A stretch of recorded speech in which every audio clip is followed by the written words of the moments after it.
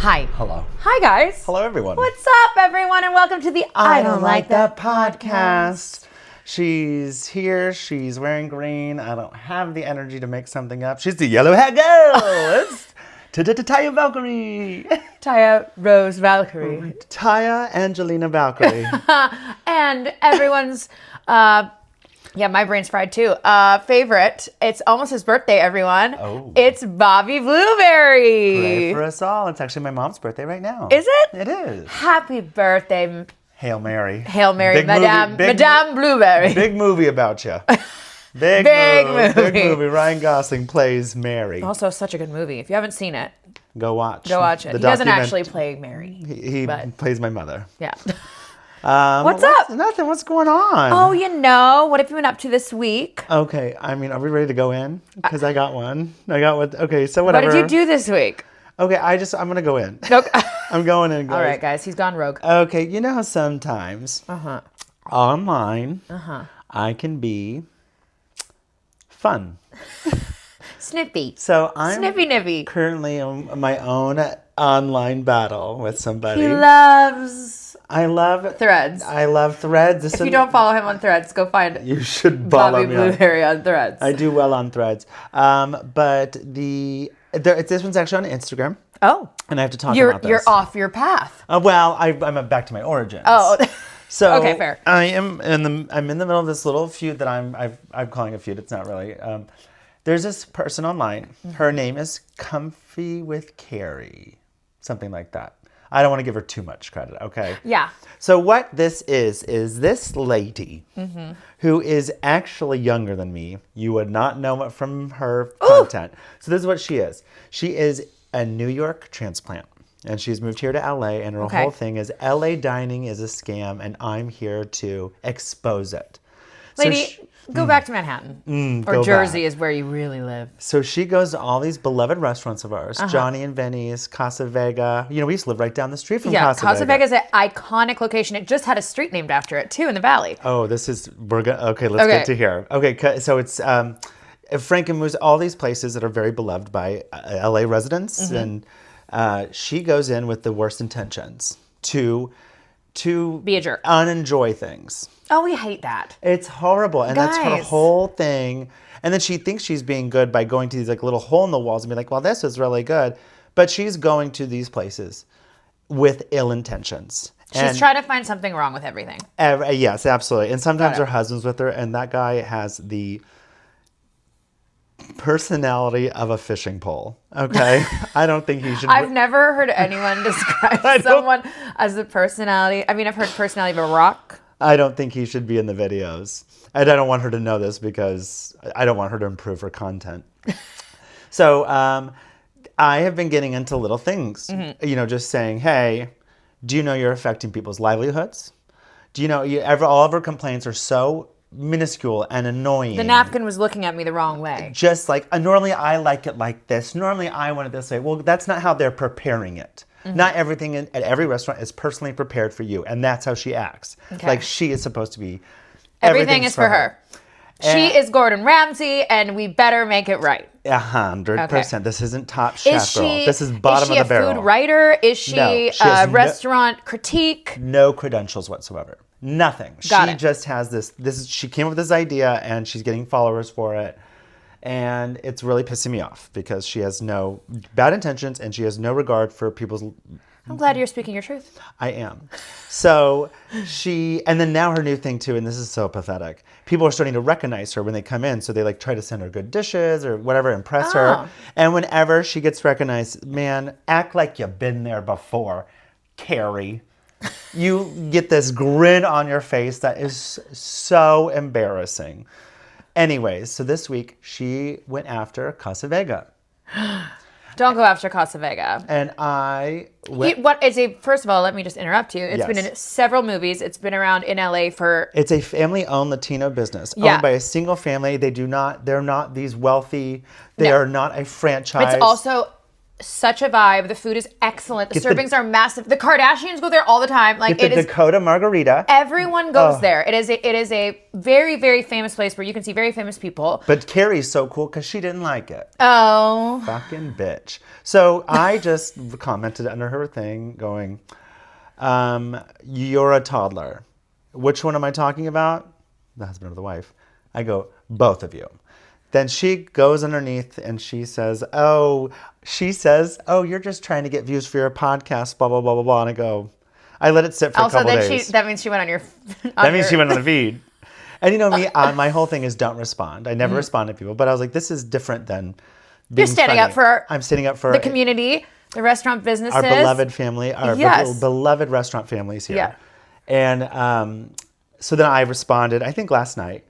And I said, you're a bad person. You are not a hero. Attacking this Latino-based, family-owned restaurant. Like, go back to New York. You are a transplant. Yeah. And then she commented something underneath, but I don't like look again. Anyways, Carrie. What I didn't tell you, though, was yesterday, the owner, the daughter of the couple who started Casa Vega, friended me and messaged me privately, just saying, thank you so much. We gotta go to Casa Vega. We do. And she sent a heart, the kind of like cry emoji, and then a broken heart. And then I responded to her and I said, hey, like this person is, don't listen to her. She's bad. She has bad intentions. And the community loves you. Yeah. And she wrote back another long message saying, my family is really heartbroken from this. My children were crying. I immediately started crying. Just really, really hurt by it. Leave Casa Vega alone. So then I responded, go, hey, I'm coming in. I got to get my Dakota Margarita. I go, my husband, you got us through the pandemic. We used to go there all the time during the pandemic because they actually made this huge outdoor patio, which is now like a permanent part of the restaurant during the pandemic so that people could go out and eat. They were so, I just got goosebumps because it just brings back so many memories. It's such an iconic place. The food is excellent. The drinks are excellent. The vibes are immaculate. And just like you said, they just, this week on 5/5 Cinco de Mayo, that square that it's on Fuller and Ventura Boulevard, go. And they dedicated Vega Square. Yeah. For the family, Casa Vega family, who has been a part of the community. And don't listen to Comfy with Carrie or whatever her fucking name is. We love you. And we are coming in. Yes. We're coming in and we're going to enjoy ourselves. And because we loved it. We loved Casa I've gone Vega. there. I've brought so many people there. My family there. At Christmas, it's so fun at Christmas. They do like all this really kitschy, funky decorating inside. Everything's so cozy and these big leather benches. And it's such a vibe. And she was so sweet. She goes, let me know when you're coming in. I'm like, girl, this is not what that is. I'm not asking for free. I want to come support. I'm coming to support. Yeah. And we will go. And I was like, we moved away. And I go, we jump over the hill to go over there. So we're back.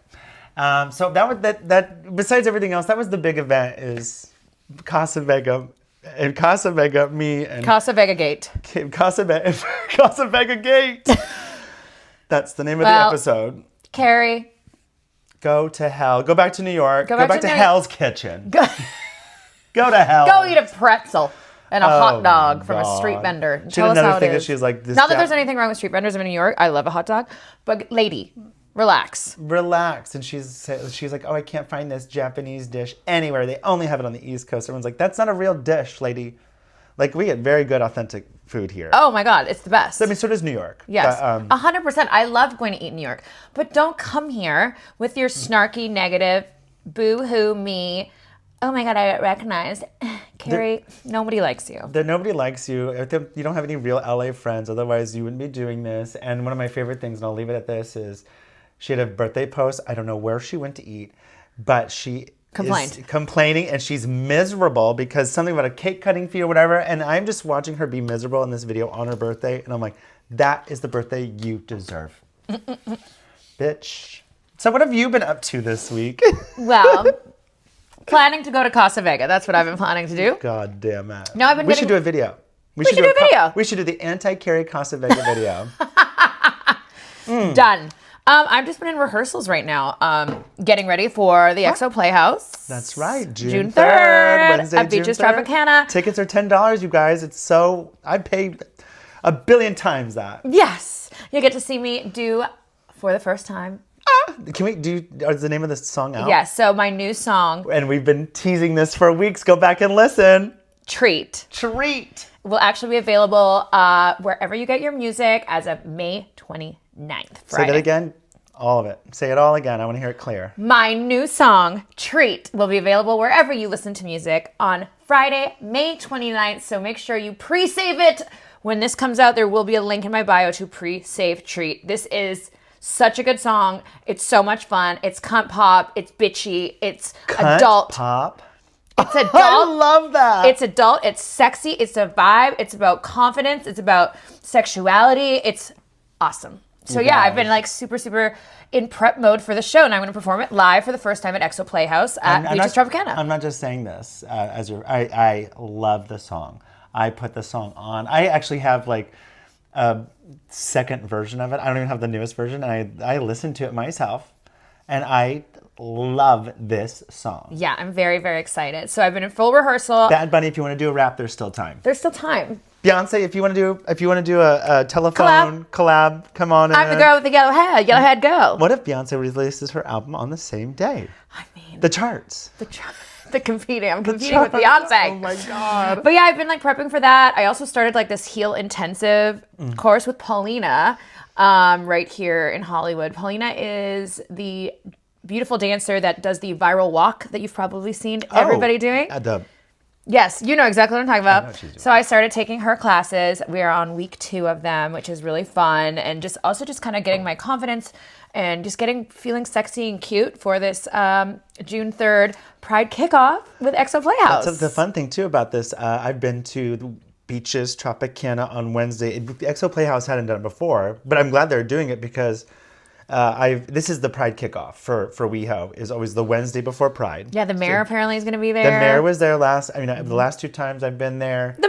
The mayor's coming, and he's going to be listening to Treat. It's just funny because the event was always cool. It's like drinks and everybody's like mingling. You know, you can feel the energy rising for Pride, but there was no like performances. Like this is a really great idea. Yes, it's going to be really fun. Amazing performers, singers, dancers. The last time was great. Yeah. And you guys, I'm not in this one. Unless someone gets showgirled. Unless someone gets sick, showgirled, and they fall. Yeah, so everybody get ready. Treat is coming out. Pre-save it now. May 29th, Friday. Available everywhere. And then on June 3rd at the EXO Playhouse, I'll be performing it for the first time. I can't effing wait. All right, so should we get into it? I think we got to get into it. We got a lot to unpack here. We got a lot to unpack here. Do you want to hear some celebrity news coming out of the UK? We gotta hear it. All right. So do you know who Tyson Fury is? Nope. The boxer. Heavyweight boxing icon Tyson Fury. Sounds like a boxer. Just officially entered his Father of the Bride era because his 16-year-old daughter. What? Is what? Venezuela Fury is married. That can still. I'm sorry, excuse me, cut the cameras. You could still, I'm sorry, I'm having a stroke. You can get married at 16? I guess. In the UK or just anywhere? I guess. I mean, short of Alabama. You have to be married before you turn 16. I don't know. But I mean, it was very, if anyone knows who Tyson Fury is, he calls himself the Gypsy King. Like they're from like a traveler family in the UK. It was very, I don't know if anyone has ever watched that My Big Fat Gypsy Wedding. Remember that series that was on TLC like in the early. I to say gypsy. Well, that's the name of the show. Well, no, that's the name of the show. But yeah, okay, lean in. And he that's what he calls himself. So I'm not saying that we can't say that. I go, but he's saying it. I'm like, are we allowed to say it again? I don't know. Okay. But I'm just repeating what he calls himself. I love the word gypsy. Yeah, and but that show that was like about traveler families in the U.S. was and in the U.K. and kind of all over Europe, like followed how crazy their weddings can be, and this was exactly what this wedding was. Oh my God! So Venezuela tied the knot with her 18-year-old amateur boxer boyfriend Noah Prince in full traditional traveler wedding extravaganza. The look that cost approximately like bazillions of dollars and several emotional breakdowns and the usual dramas that happens at a wedding. They got married on May 16th at the historic Royal Chapel of St. John on the Isle of Man. Okay. Where the legal marriage age is 16 with parental consent. So they had to go to Man. The island. They had to go to Man to get married at 16. Because I wonder, where can you get married at 16 legally? You have to go to an island Of Man. of man. Yeah. So she arrived in a vintage Bentley, wearing a custom Italian lace fishtail, kind of, mermaid style gown with, and honestly, when I saw this, I was like, checks out, a 50-foot train. Okay. And she walked into the wedding on her dad's, down the aisle with her dad. I was going to say on her dad's back because the train was so heavy. And she was wearing giant Gucci sunglasses. Oh my and God. to the song Juicy by the Notorious B.I.G. And she was wearing Crocs. I'm sorry. This 16-year-old getting married at the Isle of Man to her 18-year-old boyfriend, and the worst part of this whole story is Crocs. Yeah. So the wedding itself sounded crazy, honestly. There were 18 bridesmaids. Why not? A 6-tier blue wedding cake. Blue? Yeah. Berry? Live performance by Peter Andre. Okay. And, it was all done in a blue hydrangeas and yellow roses, like completely This covered. Is are there many flowers yet left we can use for branding? Yeah. And the entire thing was filmed for their reality show that on Netflix, which is At Home with the Furies, which if you have watched is insane. Okay. So, I mean, this all honestly... Does it feel like a stunt to you? No. They're in love? Like, they like... From what I've seen online, they've already moved into their caravan because they moved out of the mansion that her parents have into a caravan. But yeah, it was... David and I have been together longer than she's been alive. Yep. And she's married. Okay, congratulations. Yeah, he... her dad, he admitted that he was crying a lot. And honestly, it was pretty crazy to see the whole thing. So I'm actually excited to watch it happen on Netflix because I want all the tea. She was super tanned, all this stereotypical Sweet crazy 16? over the top Sweet 16. And the thing is this is the question. I saw another person ask this online in a comment section, and it was honestly, if you were 16 getting married, think of it like Super Sweet 16. Remember that show on MTV? Yeah, of course. And you had no budget. Uh-huh. Think about what you would do for your wedding. At 16. I would have had a spray tan and a long, crazy dress and poofy. She had long bell sleeves. She had a huge, beautiful train. You just haven't even figured her hair out at 16. I'm glad I wasn't. I had my natural teeth at 16. What are we doing? Oh my God. But yeah, I mean, I can't even imagine what an unlimited budget for a 16-year-old. I mean, they look very happy. They're now on their honeymoon. So, and in tradition with, the tradition of their culture, this all kind of, fits. Sure. Next. But yeah. Their family is really crazy, and it's a huge family. They live in this gorgeous house. But yeah, if you haven't watched that show on Netflix, go watch it because it's quite interesting. Okay. So, all right, moving on. All right, what do we got? Where are we going? Guys, we're going back to Punch's Corner. Punch the is monkey. back. Punch is back. And I asked you earlier if you knew what happened, and you told me that you didn't. I don't. What happened? So all I have to say here, guys, is leave Punch the monkey alone. You can talk about him, but leave him alone. So this week, Yep. at the Ichikawa City Zoo near Tokyo, Nailed it. 2 American men were arrested after one of them literally climbed into the macaque enclosure wearing a bright blue suit and a giant emoji mask. Okay. For All what? to promote their cryptocurrency. It's always cryptocurrency. Yeah. I'm not buying it, bro. In fact, Definitely not. Jesus. I mean, we never were. No, we weren't. But we would have considered it if you didn't do that. No, we wouldn't. No. One guy filmed for social media outside the enclosure, and the other one jumped down into the habitat, tried interacting with the monkeys by tossing toys at them. This is scary dangerous. Yeah. Immediately, all the monkeys, including Punch, our beloved Punch, ran away from him and climbed on the rocks. And we're like, ah! Thank God, okay. Yeah, and the zookeeper pulled the man out within the same minute he got in there. It was quick response from the team. Should have closed the gates before anyone got hurt. And thankfully, the zoo has confirmed that all 50 monkeys are safe and unharmed. Punch is okay. I don't care if the guy's unharmed. I just hope the monkeys are good. Yeah, so reports say that the men allegedly lied to the police when they were about their identities after being arrested. And despite there being literal footage of the stunt on their phones, They're still denying the allegations. Okay. All right. They're now increasing security at the zoo. You know, like when people do things like that, it ruins the fun for everybody. Yeah. And now I'm sure it's going to be even harder to go and like see Punch and support the zoo. And Stupid. guys, don't do things for clout. Like, don't. Just don't. Why are you stupid? Like, I wish the monkeys would poop at him. I don't know. It's just if I had a genie well, maybe wish. we need to send It's one of my genie wishes. Punch an email. Let him know. I have one for you. Okay. It just came to me. Our beloved clavicular. Clavicular. I don't care. He's not our beloved. We fucking hate him. Our most hated clavicular shot that alligator, and then he was in. He went. You saw that he I saw that he got arrested. That he got arrested, but he had to appear in front of a judge. And did you see the judge? The hottest you've ever seen in your life, and the fact that the judge look maxing. I mean, that judge is so hot. And like people were like doing side by sides. I saw a post about it all over social. Claviculars, manosphere cucks are comparing the two, and according to the grade scale, clavicular is hotter. I'm like, the fuck he is. That judge is. I looked at him. That is hot. A hot man. And he's a judge. Hello? He's got that government job. Ooh. That's benefits. Ooh. What benefits do you have, Cheers to the clavicular? judge. Oh my God. I just love, who was behind this to pick? That's not by chance. That's intentional. That's not intentional. by chance that he got the hottest judge we've ever seen. And also this week there was a Logan Paul's podcast did an interview with Clavicular. Saw some of that. And I have my opinions about the Pauls, right? Mm-hmm. And Logan Paul even works for WWE now. But the way on that never. But the way that Logan and his co-host, I can't remember his name, unfortunately, sorry, were asking him really questions about things he's said about how he approaches women, everything. Oh, okay. So and what he thought, how he asked, Logan asked Clavicular to tell them how hot they were, what their percentile and stuff like this.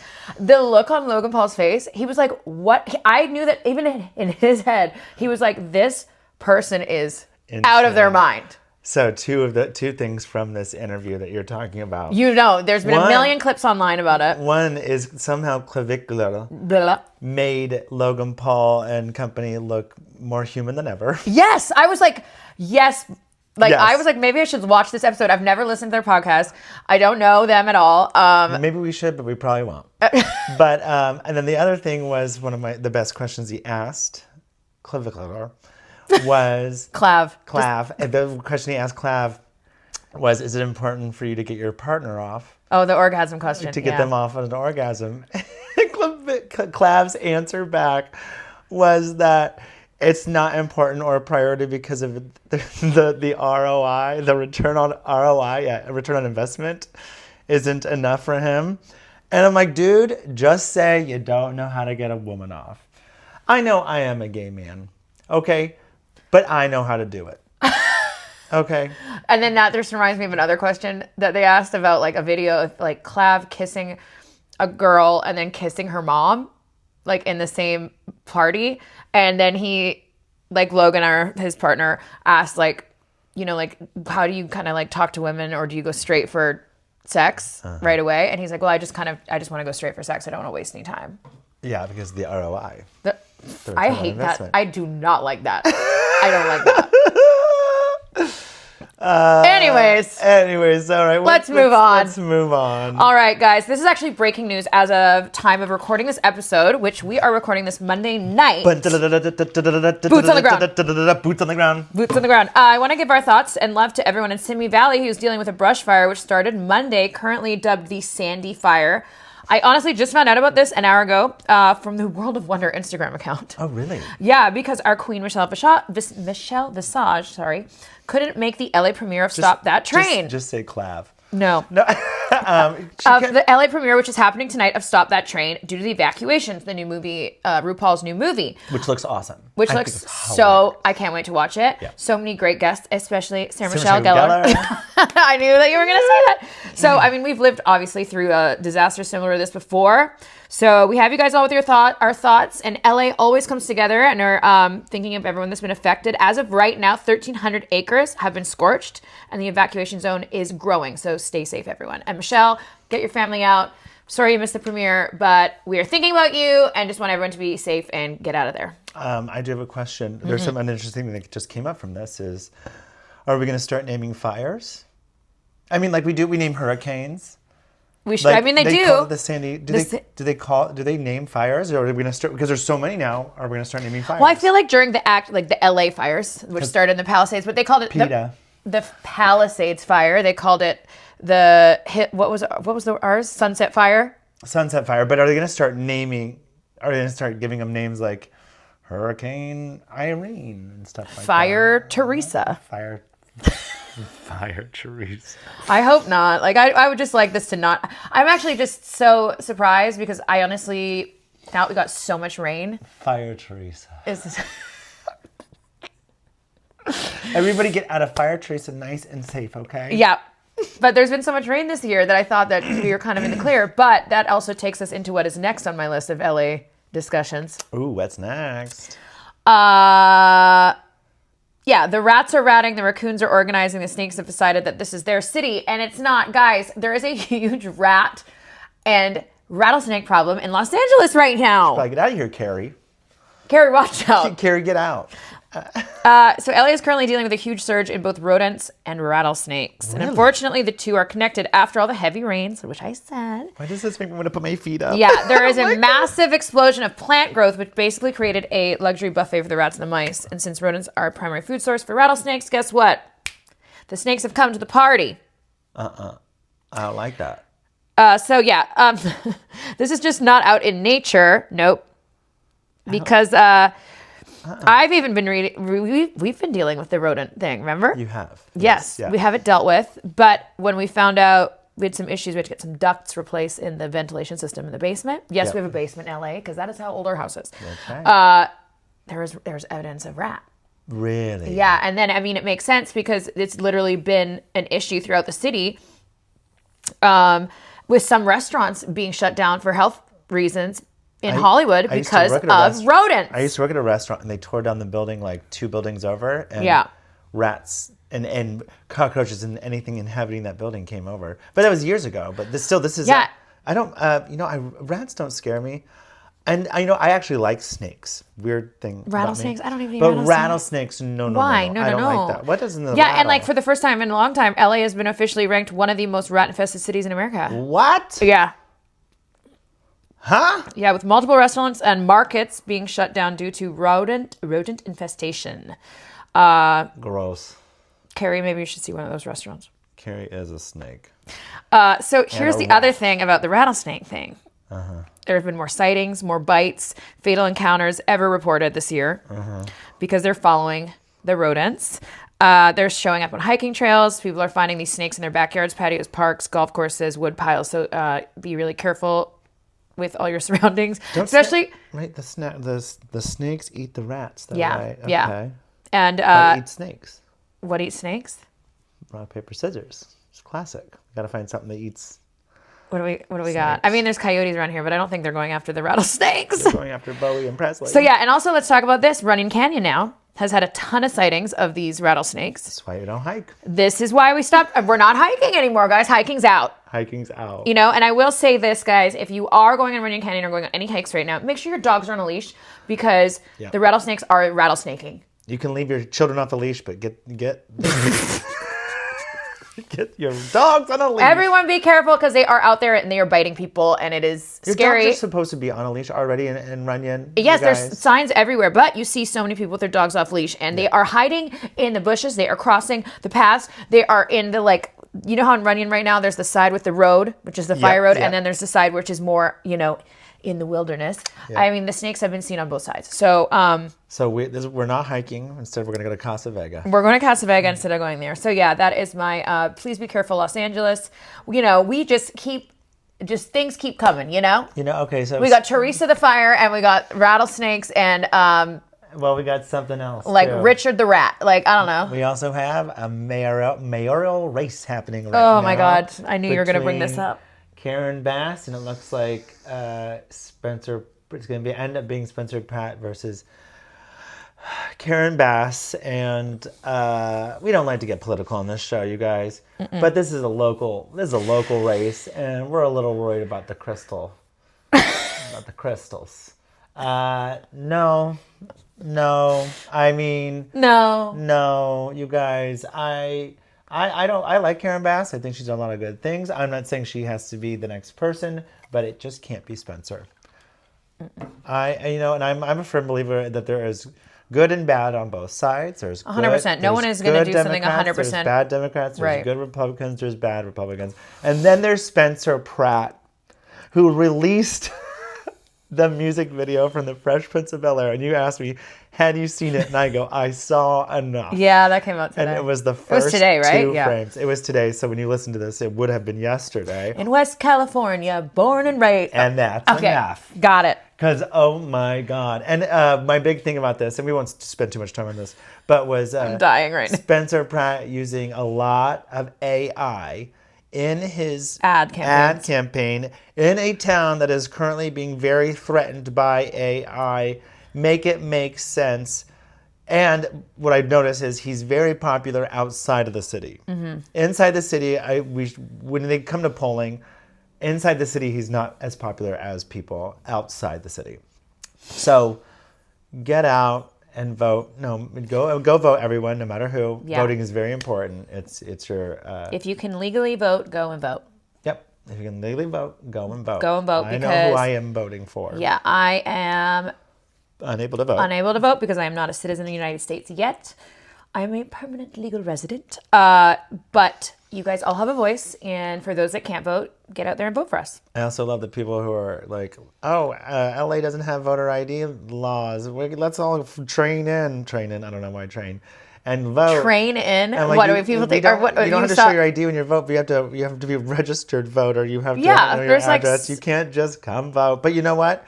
If you want to do something illegal this year, try it. You'll get caught. Don't do it. All right, boots on the ground. We'll go catch them ourselves with Yeah. a big butterfly net. All right, what's next? TV. TV, yay! I'm excited about TV Corner this week. Yes, guys. Well, first of all, we're going to go a little dark. Uh-oh. Because this is something that people have been talking a lot about, and I recently watched it. If you are a true crime freak like me, I'm sure you've seen it already. The Netflix new documentary called The Crash. Have you seen anything about this? Nope. So it's a true crime doc surrounding Mackenzie Shirilla and the 2022 crash that killed Dominic Russo and Davion Flanagan. What originally looked like a tragic late-night accident after a party quickly turned into something much more darker. Honestly, the deeper you go into this case, the more crazy it gets. After I watched the doc, I went and watched another crime show. How long is the doc? Like an hour and a half. It's a regular one. And it's then one. Where did this take place? The crash. Ohio. Okay.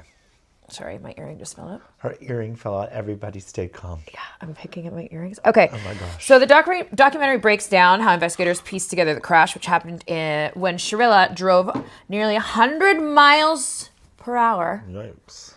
into a brick wall in Strongville, Ohio. Whoa. Yeah, toxicology reports showed that there were no drugs or alcohol involved, but police uncovered disturbing details about a volatile relationship. Like her and her boyfriend, Dom, had a very toxic relationship. Alleged threats. She had threatened to commit suicide. She had threatened to do certain things, and also he had it was just a very really awful For socials, situation. unalive herself. Yes. Very important. And behaviors leading up to the crash that completely shifted the direction of the investigation. One of the biggest talking points, which is something that a lot of people will argue, is how they talk about Shirilla's diagnosis of POTS. Do you know what POTS is? No. Not the cooking kind. No. Postural orthostatic tachycardia syndrome. I think I said that right. Sure. It's an disorder that affects the autonomic I feel like you're doing great. nervous system, which causes dizziness, fainting, and blackouts, heart palpitations, and brain fog.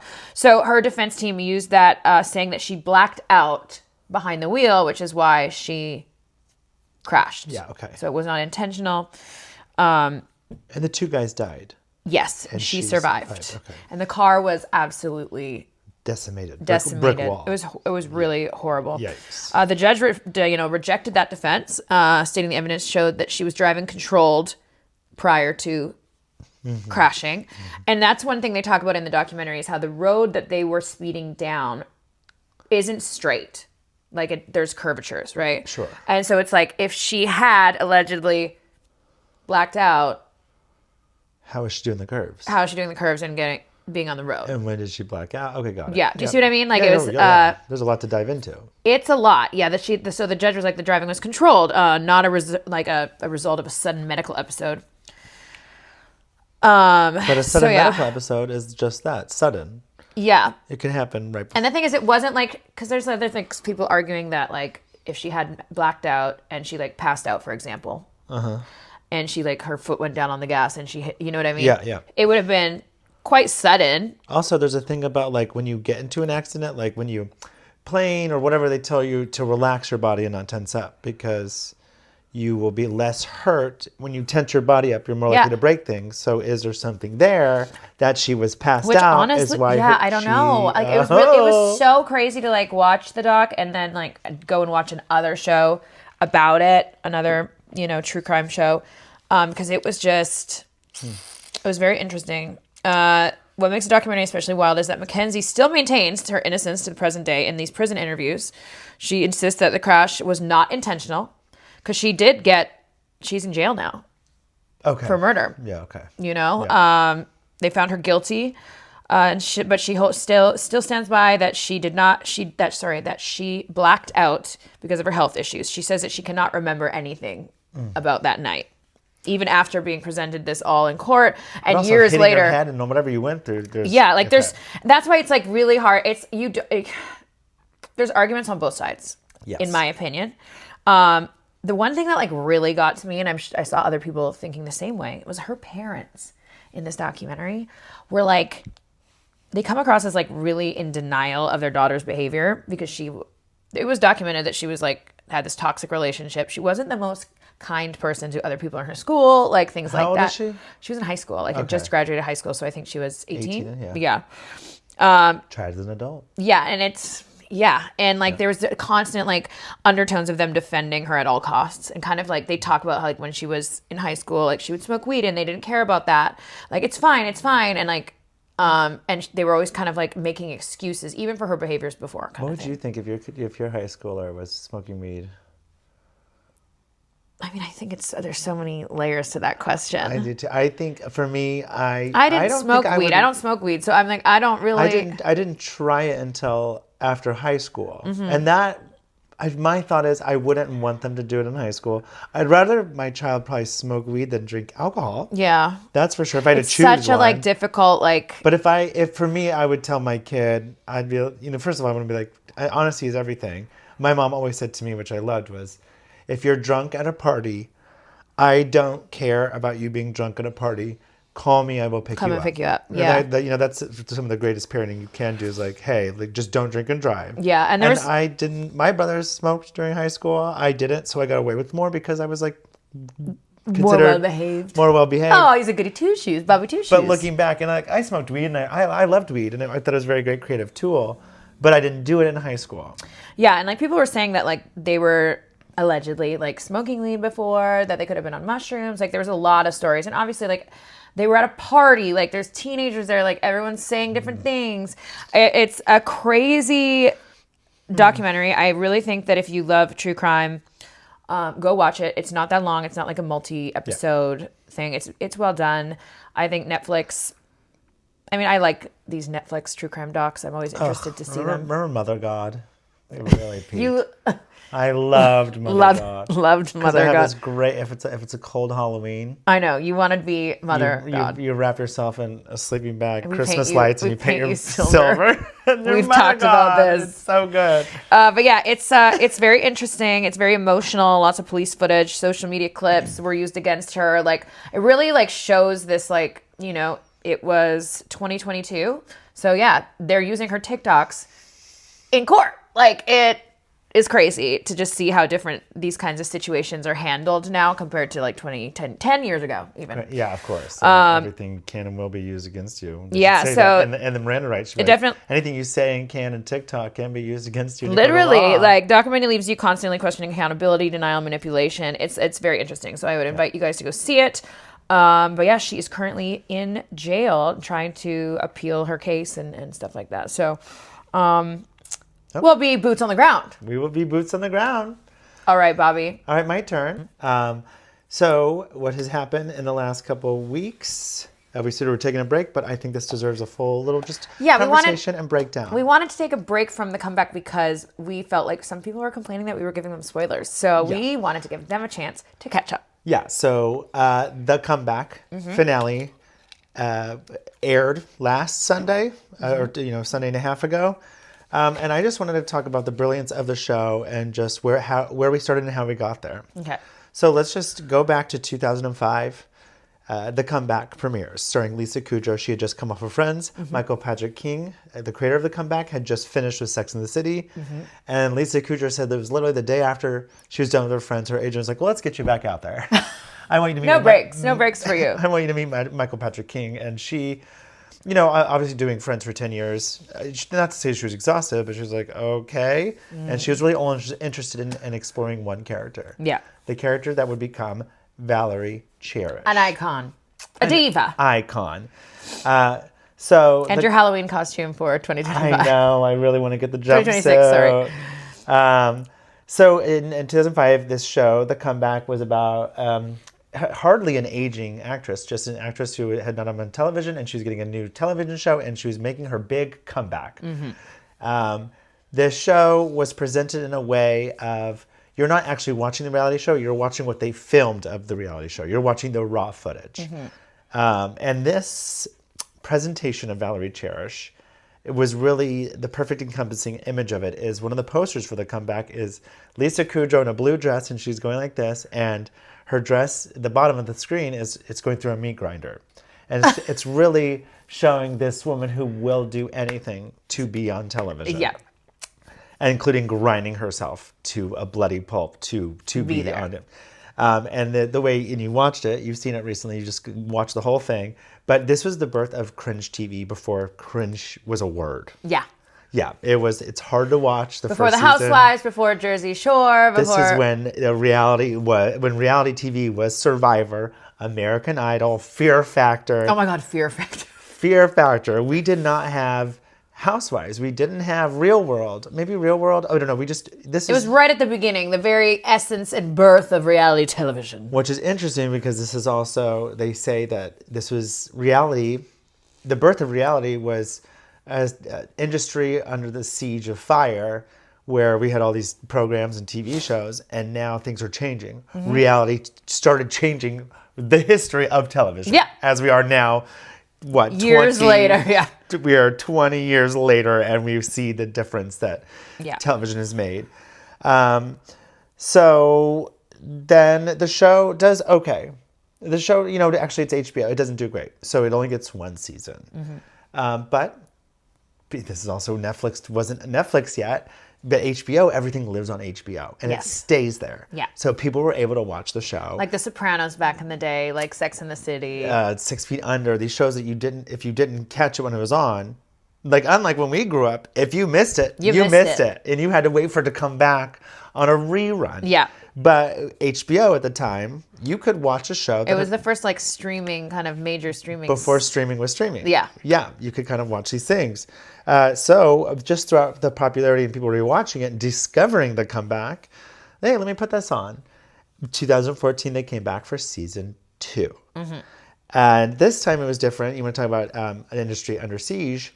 The change in television was now streaming. And movie stars are moving to television. Yeah. We have all these people who have been movie stars doing TV shows. And, TV became richer for it. Because also what had really happened, why that happened was because people wrote movies and then they didn't have any power. But if you wrote a TV show, you had power throughout the whole TV show and control of what your creation produced. Yeah. So Valkyrie Cherish, is in a show called Seeing Red, which is about her time on the last season. It's very, very meta. Yeah. And it ends in a very theatrical, big way where this very selfish woman is nominated for an Emmy, and she's losing everything because of it, and her marriage and everything. And then she ends up leaving the Emmys when her categories are announced, and she is at the hospital, and she wins the Emmy, but she's with the men who are important in her life. Her husband, played by Damien Young, who's amazing, and oh my God, our favorite, Mickey, played by Robert Michael Morris. Yes, we love Mickey. And Robert Michael Morris was her gay hairdresser.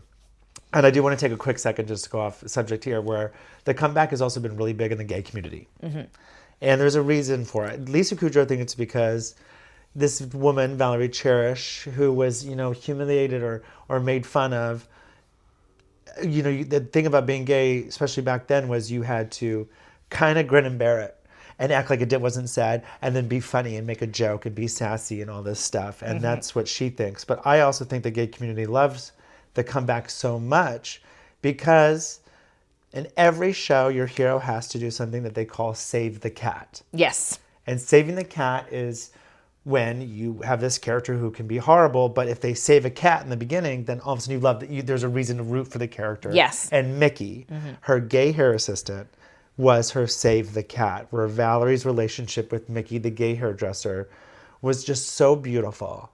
And as a gay person too, there was a lot of gay people on TV in 2004, in 2005, these characters. We had Will and Grace and Ellen. And then for the way she treated Mickey and their relationship is, I think, a big reason why the gay community loves the comeback. Yeah. Because he humanized her. So now that's where we are. We end season 2. Now we're in season 3, guys, and this is where we come 10 back. 10 years later. Now it's 2014. Now it's 2026. So 12 years later, the show has come back for its 3rd and final season.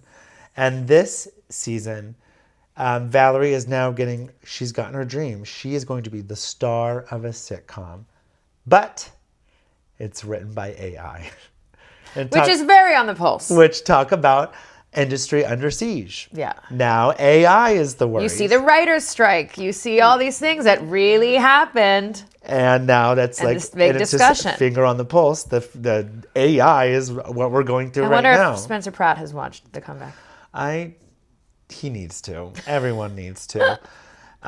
Okay, so just a couple things. So this season we watched, they addressed Mickey. We talked about that, the death of Mickey and the real character. Away. And the replacement of him with Tommy Tomlin, which I love that name, played by Jack O'Brien. So she has her new show, How's That? And this whole thing about AI in reality, and where we get to this finale, which is what I want to talk about, is the development of Valerie Cherish. Because also this season we weren't just seeing the reality show filming, they were actually doing real HBO filming, which I think was very reflective of her. Yeah. Because after season 2, we saw her human side, and now this time we're really seeing a lot of her human side, and we're seeing a lot of redemption arcs. Yeah. Pauly G coming on and genuinely apologizing to her for what he did the last 2 seasons. Did you see there's the 7th episode where Juna appeared? Yeah. There's a couple things that happened in this episode.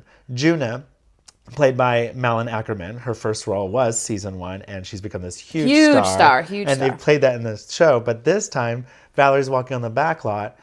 And if you've noticed, every season, Valerie's chasing Juna, baby girl, baby girl, baby girl. And this time, Juna's yelling for her.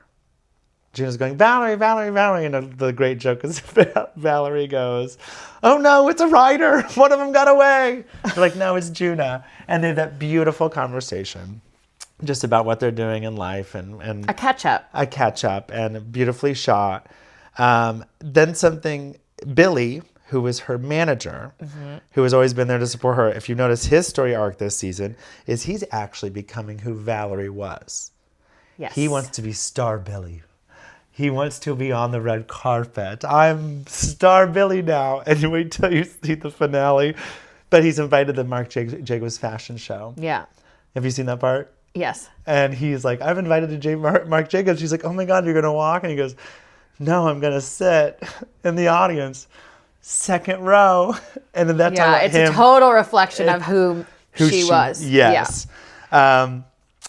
So then something else I really want to talk about is there's a big moment that I don't think people caught in the show, that Valerie is watching How's That, the premiere of her show.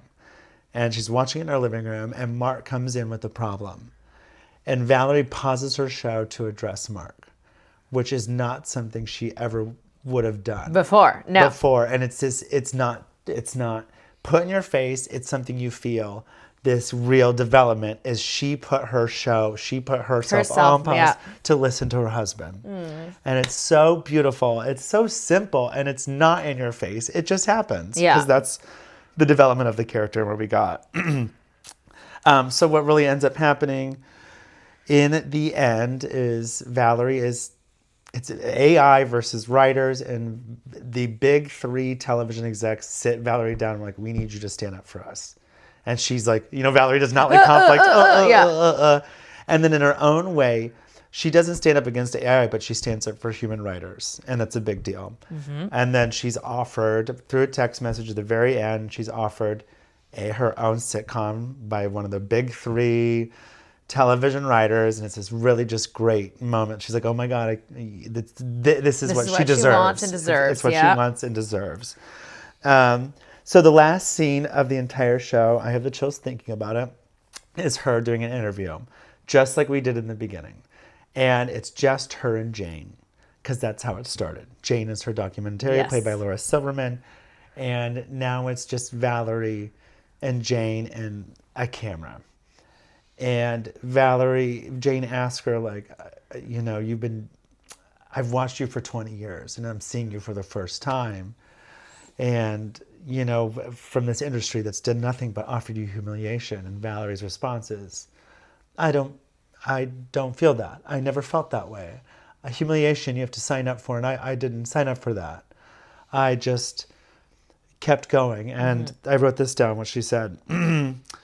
She says, I did the best with what I was given. Yep. And that's what being human is. And that's what I hope we're all doing. We're doing our best with what we're given, everybody. And Way to go. Yeah, and so I just think it really wrapped up beautifully. It's like last interview is black and white and goes to color.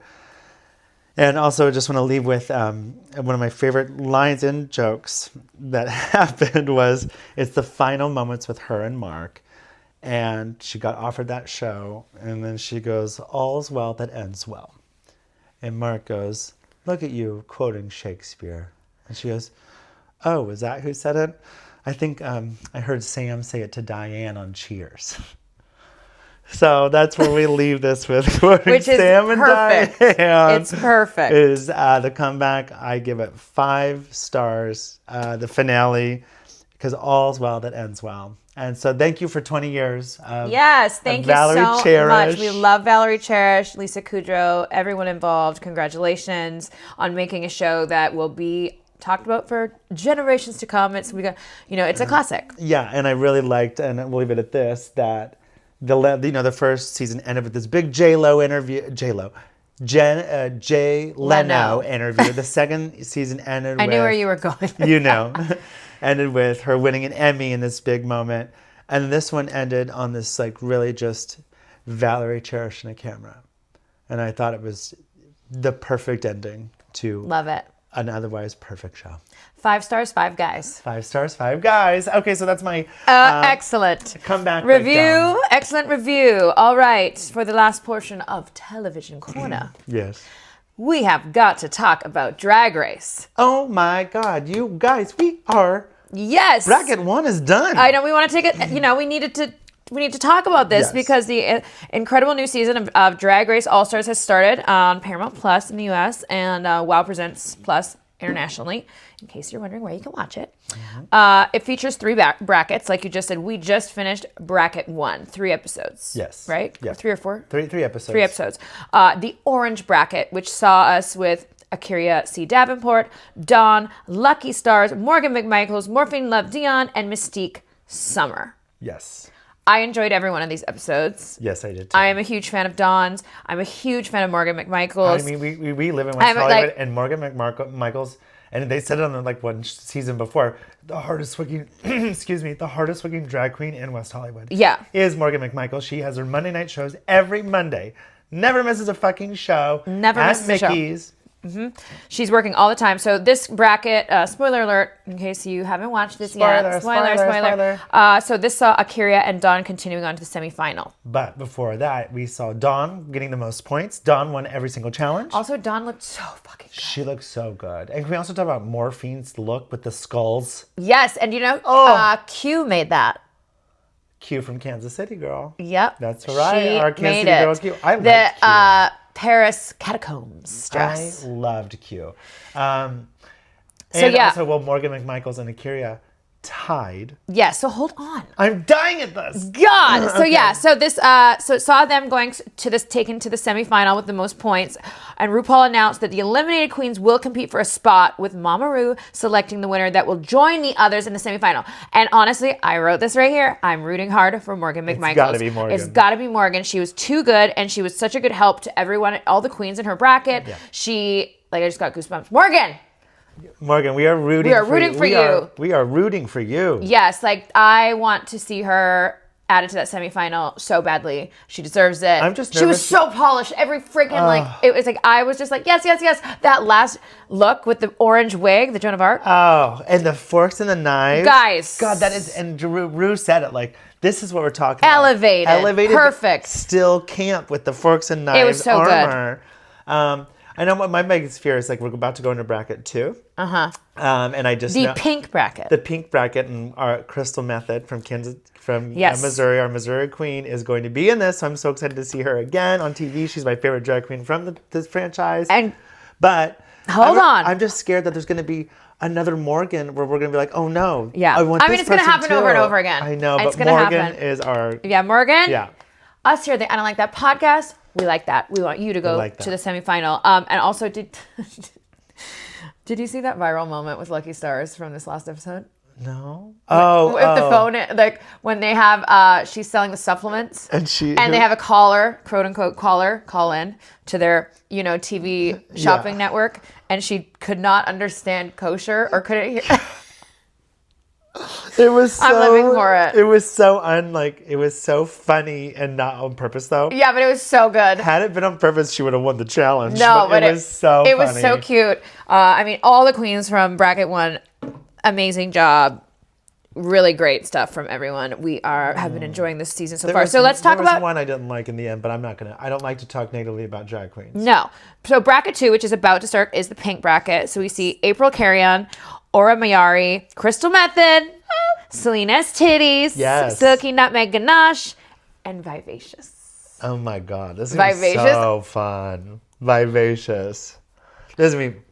I'm very excited about it. This is the bracket I'm most excited about, mostly because my favorite drag queen's on it. Yes, you are not going to shut up about Crystal Method. No, we love Crystal Method here at the I Don't Like That podcast.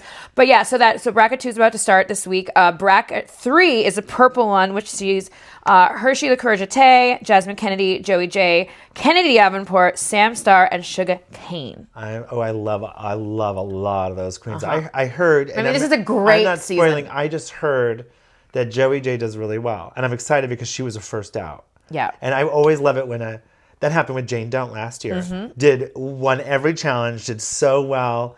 And Dawn won every challenge, but she made it pretty far in her season. Yeah, she did really well. I love to hear. I just hear from the grapevine. I don't know spoilers. I just saw somewhere online that get ready because Joey J has a great season. I'm excited about that too. Yeah, I'm excited for all of it because it's been really fun and exciting so far. And I love that we're getting to see everyone do multiple looks. Yes. It's not like someone is out first episode and bye. Yeah. They put so much time, investment, thought, creativity, money, time into these looks and bringing the best of the runway, especially in our All-Star season. Yeah. So I'm very excited that everyone is getting their time to shine. They also get budget. Now they get budget for outfits. They I think last season they started doing it. I think they, don't quote me on this, I want to say around $50,000, maybe $75,000.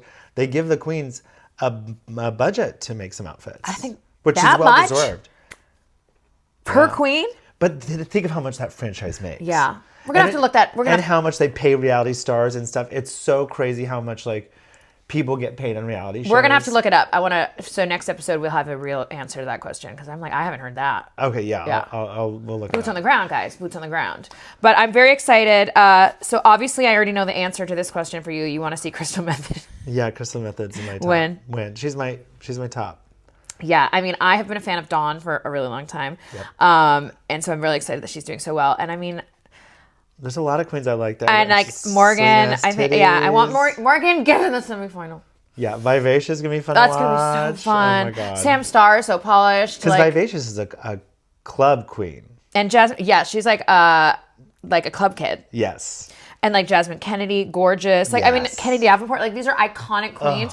So we are very excited to watch the rest of the season. And so far, you guys are all killing it. So, and I love to see Akira. I love that season because she left, she quit. The last time she was on All Stars, she left early. She just wasn't, she left for mental health. Yeah. And to see her have a really, just a big smile, big fake smile, but she was so happy. yeah.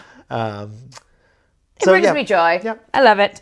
All right, guys. So it's that time of the day, the night, the afternoon, whenever you are listening or watching this for the I Like That and the I Don't Like That of the week. Do you want to get us started? I like that of the week is Casa Vega, baby. I love it. I love our neighborhood restaurants.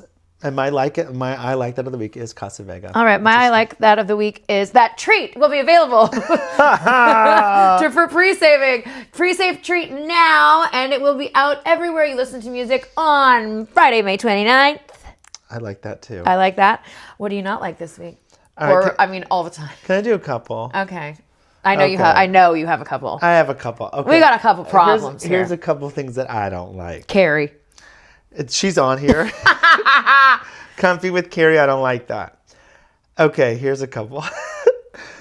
I don't like posts about leg lengthening. That's so specific, and also I know exactly what you're talking about, and it's horrifying. I don't like that. I don't like people who lick their fingers before page flipping. Before page turning, like Yeah, page flip. Like I don't. Ew, I don't even like that sound. I don't like. This is something I've said for so long. Okay, I don't like buffalo slots. Who are those for? Yeah, I mean, we really noticed it this last time we were in In Vegas. Vegas, there's so many buffalo slots. Every time I go there, John and I also say, why are there so many? Why are there so many buffalo slots? Oh, is it something to do with Native Americans and casinos? Is it a stereotype? Buffalo slots. Why? No, I don't think so at all. I think that there's those, and there's a couple other ones that are like very prominently in every casino. Yeah. But the buffalo slots are The buffalo slots are everywhere. Okay, you know what else? I got two more, and then I'll leave it. I don't like tahini or salt rims. I don't like shit in my drink. Sorry. You don't want a little floater? And here's my last one. Oh, I don't like dumplings. viral Viral dumplings. You know, I tried to get us some.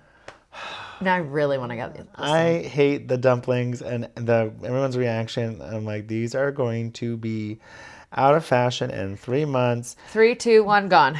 But, you know, it's like kids enjoy the dumplings. Anybody who's above the age of 18. 10, I would say. I'm letting some people pass. Anybody, you guys, these dumplings are stupid. All right. Well, you know what I don't like? Ask me what I don't like. What do you not like? When you're getting off a plane and after you walk like out the bridge, the pedestrian bridge, into the waiting area, into the like gate waiting area. Yep. And people walk right past the counter there where they check your ticket when you're getting on and stop to adjust their bags. Baby, go to the side. There's like literally 50 people behind you getting off the plane. I'm fuming. Move to the side. People who, the waiting area, they're like, oh, and they just Stop. Wait. Just say wait. Just I'm like, move. Move to the side. Keep a walking. They just stop. I've never seen people stop so quickly in my life. Yeah. They're adjusting their bag or they're checking a ticket or their phone. Go to the side. I don't know what they're doing. There's a giant airport for you to explore and stand in.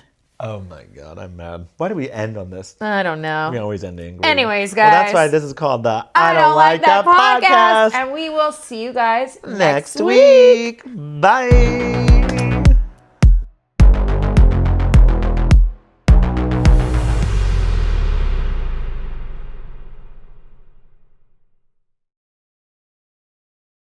You can listen to new episodes and old episodes of the I Don't Like That podcast on Spotify, Apple Podcast, and iHeartRadio.